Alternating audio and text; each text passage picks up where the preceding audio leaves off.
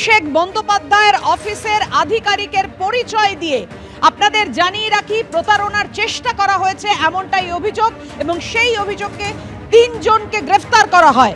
MLA হস্টেলের booking register ইতিমধ্যেই বাজেয়াপ্ত করেছে পুলিশ। এমএলএ হস্টেলের সুপারের কাছে আরো তথ্য চেয়ে পাঠানো হয়েছে, কার নামে রুম বুক হয়েছিল এবং সেই যার নামে রুম বুক হয় সেই কি আসল ব্যক্তি, তার কি অস্তিত্ব পাওয়া গেছে, পুলিশ কি বলবে, গোটা বিষয়টা আমরা আপনাদের জানাবো। আমাদের সঙ্গে রয়েছেন আমাদের প্রতিনিধি ময়ূক ঠাকুর চক্রবর্তী। ময়ূক, এই বিষয়টা জানাও, ইতিমধ্যে এমএলএ হস্টেলের বুকিং রেজিস্টার বাজেয়াপ্ত হয়েছে, কার নামে রুম বুক করা হয়েছিল, মোবাইল নাম্বার যেটা পাওয়া গেছে সেটাই বা কার? দেখো, এখনো পর্যন্ত শেক্সপিয়ার সরণি থানার পুলিশ আধিকারিকরা 3 জনকে গতকাল হাতে নাতে এমএলএ হোস্টেলের ভেতর থেকে অ্যারেস্ট করেন। মূলত কালনা পুরসভার চেয়ারম্যান, তাকে ফোন করা হয় এবং তাকে ফোন করে বলা হয় তার পারফরমেন্স ভালো নয়, 5 লক্ষ টাকা দিলে সে ওই পুনর্বহাল থাকতে পারবে চেয়ারম্যান হিসাবে, না হলে তাকে সরিয়ে দেওয়া হবে।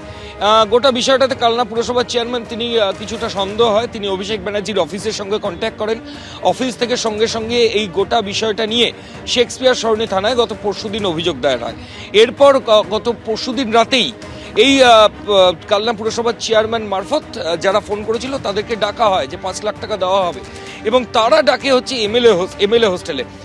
এমএলএ হোস্টেলে পুলিশ আধিকারিকরা রুমের মধ্যে যখন ট্রানজ্যাকশন হয়, সাদা পোশাকে তারাও প্রেজেন্ট ছিল, হাতে নাতে ওখান থেকে 3 জনকে পুলিশ আধিকারিকরা ধরে ফেলে এবং যে রুমে ট্রানজ্যাকশন হয় তদন্তে নেমে পুলিশ আধিকারিকরা দেখতে পায় সেটা কোচবিহারের এক বিজেপি বিধায়ক, তার চিঠিতে তার রেকমেন্ডেশনে সেই রুম ওই প্রতারকরা নিয়েছিল। কিন্তু সবচেয়ে বড় প্রশ্ন, তার রেকমেন্ডেশন, বিজেপি বিধায়ক যে রেকমেন্ডেশন দিয়েছিলেন তাতে শেখ ইমরান বলে একজনের নাম ছিল। এই 3 জন অভিযুক্তের মধ্যে শেখ ইমরান নেই।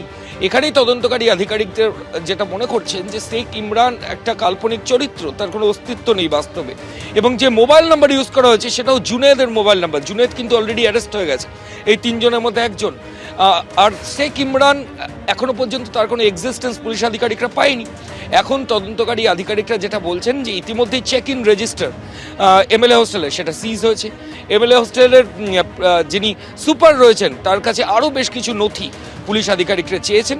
এগুলো এক্সামিন করার পর প্রয়োজন হলে বিজেপির যে বিধায়ক যার নামে এই রেকমেন্ডেশন, এই রুম দেওয়া হয়েছে এমএলএ হোস্টেলে, তার সঙ্গে পুলিশ আধিকারিকরা কথা বলবেন। কারণ এমনি যে নিয়ম রয়েছে তাতে একজন প্রিন্সিপাল সেক্রেটারি পদমর্যাদার অফিসারের অনুমতি ছাড়া এমএলএ হোস্টেলে কিন্তু কেউ ওরকম রুম পেতে পারেন না।